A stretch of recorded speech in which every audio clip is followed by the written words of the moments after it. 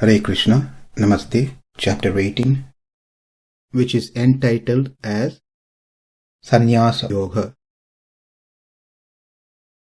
Sloka 41, Part 2. Brāhmaṇa-kṣatriya-viśāṁ śūdrāṇāṁ ca paran-tapa karmāṇi pravibhaktāni svabhāva-prabhavair guṇaiḥ. In the previous session of the sloka, we learned that it is based on one's previous deed, karma. One gets the body accordingly into a particular varna, either brāhmana, kshatriya, vaisya or śūdra, and then perform the respective duties that prescribed in the shastra. And then we ended the session with question: if that is the case, then how come Prahlad, who was born as Asura, by birth he was an Asura, but contradictingly he was a great devotee? Devotees means they must be in sattva guna. In the other hand, Ravana by birth was a brāhmana, but all his activities were demoniac. He is not what a brāhmana should be doing. How do we understand this? We know and have learnt several times that our current life is completely based on the previous karmas. Here karma means a reaction of past action. That reaction to the past action comes because of the deeds that we did in previous lives. If we do a good action, we get good reaction called good karma. If we do bad action, bad karma, we get bad reaction, we get bad karma.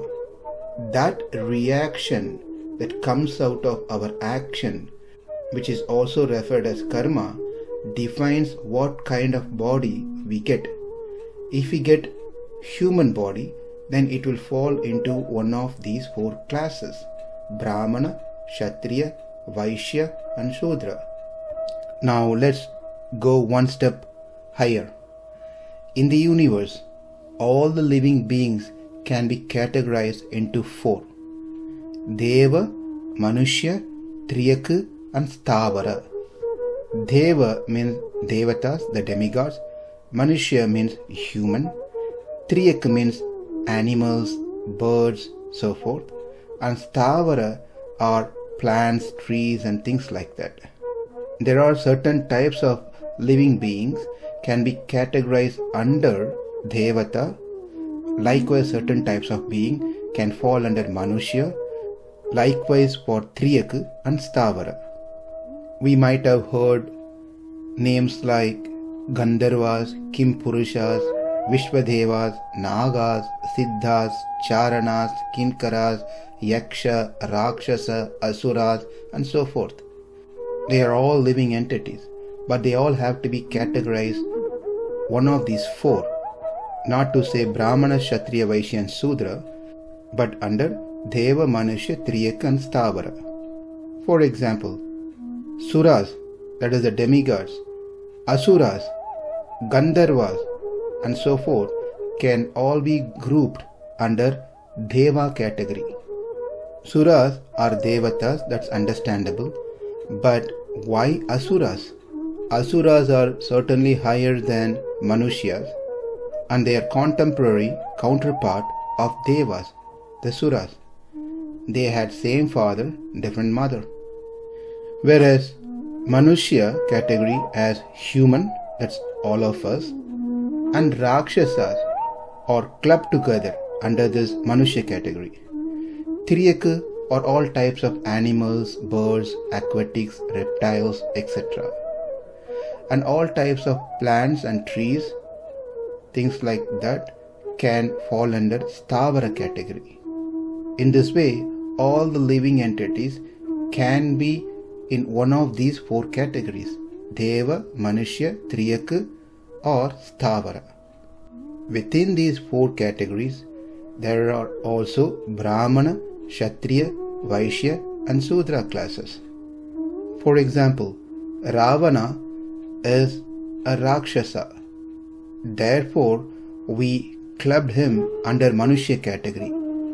Again, not to say Ravana is a Manushya, but he has to fit into one of these four categories, and the closest is Manushya category. Therefore, even though he is Rakshasa, he is clubbed under Manushya category for the simplicity purpose. But we just mentioned within these four categories there are four classes: Brāhmaṇa-kṣatriya-viśāṁ and Śūdra. It is said Ravana by birth was a Brāhmana because his father was a Brāhmana, but he was a Rakshasa also. Therefore, it is said he is a Brāhmaṇa-Rakṣasa. That is why there was a big question arised from Ramayana. Being a bird, Jatayu, how did he attain moksha? Being killed by a Brahmana, that is Ravana, how did Jatayu got moksha? There was a great saint in the history by name Kuresh. In his work called Adimanushya Stava, he says, Akshunna yogapatam agre hatam Jatayum tiryancham yena bhata moksha pate niyoktam. O my Lord Ramachandra, you have performed a superhuman act by granting moksha to the old vulture, Jatayu. Why? Because Jatayu by all means was not eligible to attain moksha. Number one, he is not familiar with any path of yoga, unfamiliar with karma, bhakti, jnana yogas that can help one to attain moksha. Number two, he was born in the jati, in the caste of a bird where he cannot practice anything to attain moksha. Number three, he was killed by Ravana, a son of a Brahmana. As per the Dharma Shastra, one who is killed by a Brahmana cannot gain moksha in that life. While all these three reasons are there, then how did Jatayu attain moksha? Then he concludes saying that you are Sarveshwara, you are the Supreme Controller, Supreme Lord. You do not need any reason to do what you wish to do. No one can stop you. If you want to give moksha to a bird like Jatayu, you can give. If you want to give moksha to an elephant, you can give. Even if you want to give moksha to a achit, a matter, you can do that as well. The reason that we quoted this is to mention that Ravana by birth was a Brahmana. That means there are four categories: Deva, Manushya, Triyak, Stavara. Within these categories, there are Brāhmaṇa, Kṣatriya, Vaishya and Śūdra. Well, these things are understandable, but how come there be a Brāhmaṇa, Kṣatriya, Vaishya, Śūdra in Stavara, in plants? We should know that the vegetables, for example, that we consume also falls under Sattva Guna, Rajoguna and Tamoguna. It is not just not eating meat makes one increase their Sattva Guna. By being a vegetarian, one should also be very careful what type of vegetables one consumes, because even the vegetables falls under Sattva, Rajas and Tamas. There are many vegetables that one should not consume. We discuss this in detail in 17th chapter, starting from Sloka 7 through 10. How the food that we consume falls under these three modes. Therefore, that Stavara, which is of Sattva Guna, are consumed by the people who are in Sattva Guna, that is Brāhmaṇas. Likewise, those vegetables which is dominated by Rajoguna are consumed by people who are dominated by Rajoguna. When we relate it, it is Kṣatriyas. Likewise, it is indirectly means that Stavara can also fall under these four categories. When we take Triyak, where animals and birds comes into the picture, we see that among the birds, Garuda falls in the category of Brāhmaṇa, whereas crow falls under the category of Chandala. Chandala means one who is very low in lifestyle. Literally means that they can even be a dog eater.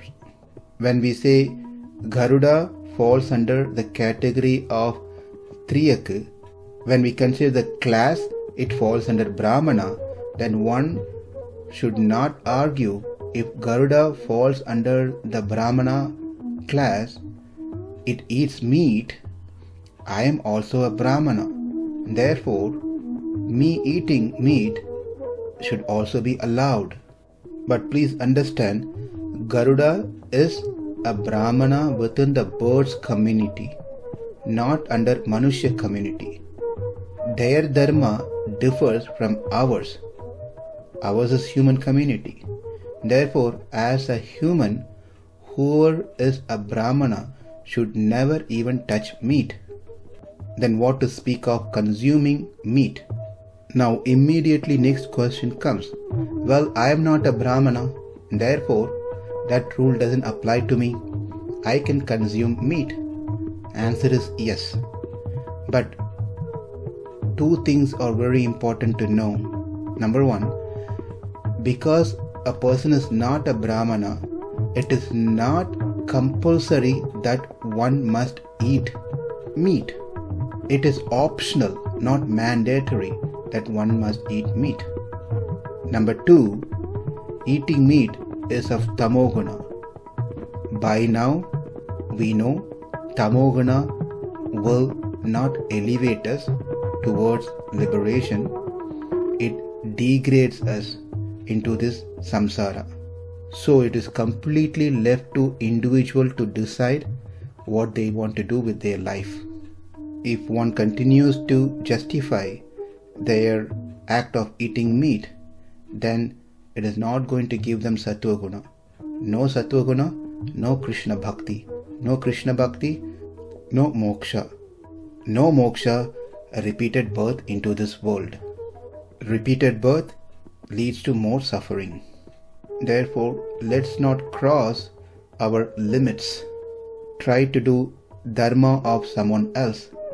Garuda falls under Pakshi, which is of Triyak category. Garuda is Brāhmaṇa class. It has its own dharma as per that category and class. Likewise, crow. Crow falls under Chandala category. Now that brings up a question. If we say crow belong to Chandala category, then in Ramayana we studied that son of Indra took a form of a crow and did a horrible act of harming Mother Sita. How can son of Indra can perform such act? Let's find the answer in the next session. Namaste. Hare Krishna.